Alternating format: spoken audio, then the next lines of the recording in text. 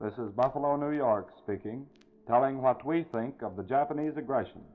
These interviews are recorded for the Library of Congress in Washington, D.C., through the facilities of WBEN, the Buffalo Evening News Station. Charles Harrell speaking. What is your name, please? Dorothy Bayer. And you live in Buffalo? Yes. Where? 504 Glenwood Avenue. Are you married? No, I'm a widow. Mrs. Bayer, where were you when the news came of the Japanese aggression? We were in our living room waiting for the symphony to come. You say we. Does that mean you and your children? No, my father and I.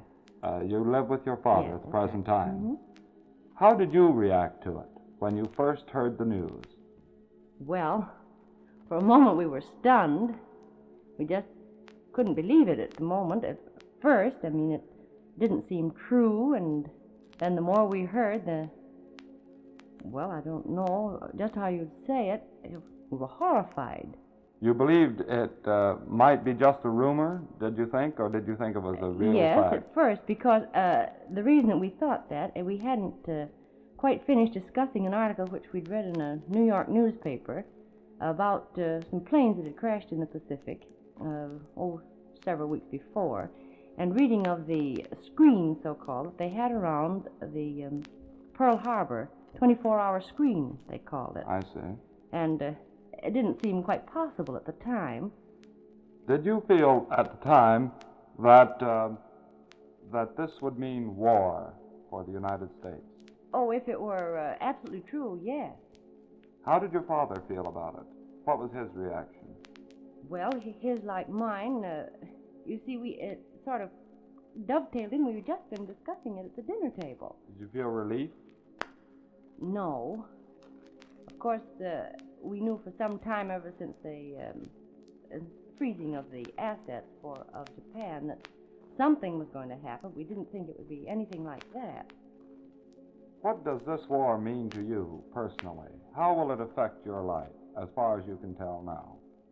Well, that's rather difficult to say. Of course, Are you prepared to make sacrifices? yes, we are making them now. We have to. All of us are. You feel like that you're ready for anything that might affect you? Oh, definitely, because, you see, we're fundamentally Yankees, and I don't think any Yankee has any fondness for a so-called yellow race. What shall we do as a nation? Shall we fight this war fair or foul? Well, they've started in sort of foul. Shall we fight back foul?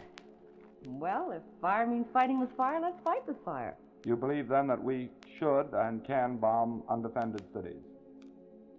No, that doesn't seem right. Not for them to do it to us or for us to do it to them. That's not the... If they do it to us, should we retaliate? Well, we should do something, but I don't believe in defenseless people being the butt of aggression. I see. Of course, I don't like that word defense anyway. That leads me to the next question. Do you hate the Japs? No, I don't hate anyone. Do you hate dislike the Japanese people? I don't dislike the people. I dislike the way they do things so often. You hate their manner, their government. Do you hate their government? Well... By that I mean, do you make a distinction between the Japanese people and their government? Well, the contacts that I've had with the Japanese, of course, have been only in friends of mine who've had them as servants, and I don't know much about them other than that. But, of course, their emperor is simply a puppet. They seem to be, all those that I've come in contact with, seem to be well educated outside of even those that were servants were. Do you hate the Japs individually? No. Do you But I don't like the way they do things. You think that's a racial characteristic? Yes. What do you think will happen when we get them at the peace table? By that I mean, what do you think we should do? Shall we have vengeance? I think first we should be very cagey. You think that we should be very vindictive about this? What should we do when that time comes? we should always try and be at least one step ahead of them, both mentally and every other way. Shall we give them a chance to rise again? We shall stop them so. Yes, stop them now. All right. What do you think will happen to the American people? You think that we'll conduct this war well, let me put it this way. Do you think we are prepared for this war?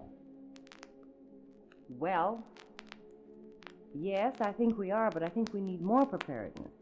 You feel that we're emotionally and morally prepared for it? Yes, I wish that we had, if there was going to be an offensive, that we'd started it and not been on the defensive. I don't like that word defense. Before the war, were you an isolationist or an interventionist? That's a label, I realize. But Yes. Oh, I'm for America first, last, and always. you were then an isolationist before the declaration of war. You mean by isolationist that I thought we should just be sufficient unto ourselves? That's right. No, we should be sufficient unto ourselves if nothing is going to happen to us. And that concludes the interview.